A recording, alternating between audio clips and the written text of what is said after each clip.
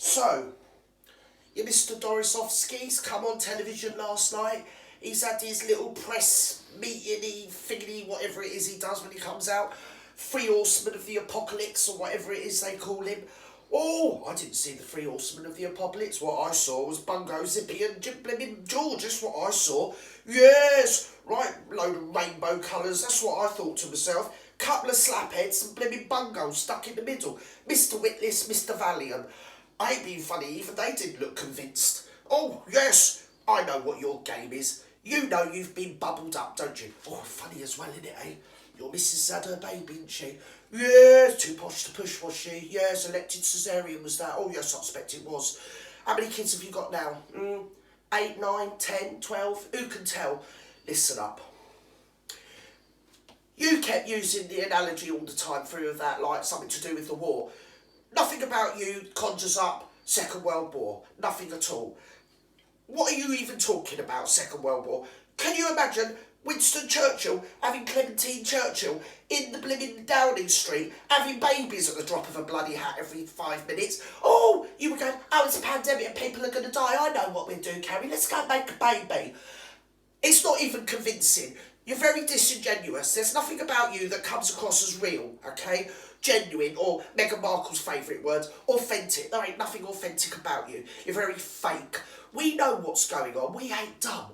We can see straight through you. And there's people out there that don't want to have whatever it is you want to force people to have that I'm not allowed to say because of your logarithms on your VooTube or any other social media platform. No, mustn't mention it, you mustn't mention it. How come we can't mention it? If people don't want to have it, they don't want to have it. You keep going on about, oh, the unvaccinated people. Listen up. If I went out in the rain with you, which would be very lucky for you because I wouldn't be on the same, it's bad enough being on the same planet as you without being on the same street as you. If we're out in the rain and you've got a coat on and I ain't got a coat on and you get wet, how is it my fault? Nothing to do with me. The crap you come out with, we've had enough. We're fed up with your gaslighting. We're fed up with your fakery. We're fed up with your fancy pants girlfriends coming in and out and Allegri or whatever that stupid woman's name is. Your stupid cock conference. What was that even about, going up there, making all that fuss over there, all up there, creating all that shindig about nothing, absolutely nothing, spending all the taxpayers' money. The very people that pollute the planet didn't even bother turning up. We don't want your vanity projects. We don't want your £80,000 wallpaper or whatever it is. What's the matter with bloody John Lewis? A lot of people would be happy to have a bit of John Lewis. Oh no, we don't like that wallpaper on Fancy Pants Carrie. Listen up, nobody voted for Carrie. What is she even doing there? What Prime Minister? I mean, surely that's sort of something to do with nepotism or whatever.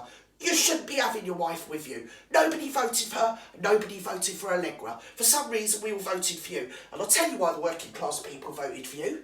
And I'll tell you why. Because we've got a long time understanding. If you vote for Conservatives, Conservative people leave us working classes alone. They're not like your sociopaths that want to be in your life, coming round telling us what to say, where to stand, what to do, when to do it. Conservatives just leave working class people alone. That's what we like about you. We pay our taxes, we get about our business. You can go around the place self-aggrandising and filling your pockets and we say nothing.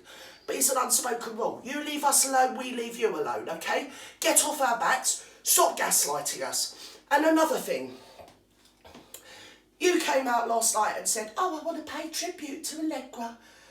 How about you actually pay tribute to Arthur Hughes? How about you do that, Mr. Johnson? How about you actually turn round and apologise to that poor little boy that lost his life, yes, at the hands of his parents who were absolute monsters. But you were the captain of the ship. You were in charge during the time he was beaten to death and died. You. And you were the master of his destiny. And you should be apologising, not only to him who lost his life, but to all the many other children that really did suffer during the lockdown. Kids who weren't allowed to have an Easter egg, Mr. Johnson. That weren't allowed to have birthday parties or Christmas parties. Little children, grandchildren of mine that never saw Father Christmas for 2 years because of you. It's unforgivable. And I don't think anybody will ever forgive you, no matter how much you swing it. You really are beyond the pale. You need to go and you need to take, I know it's pantomime season, but you could do with taking wishy-washy with you. stab it and jab it, he needs to go as well. We're sick to death of all of you and what you've done to us and our country and what you've done to our children. I don't even know how you dare come on telly. And you think you're going to come on telly and you're going to take those two slapheads and they're going to stand there and give you some sort of gravitas? You can kiss my arse.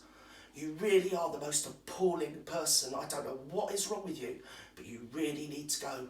We need a leader, a man, someone with minerals, not somebody that's absolutely party to children suffering like they have suffered throughout this pandemic.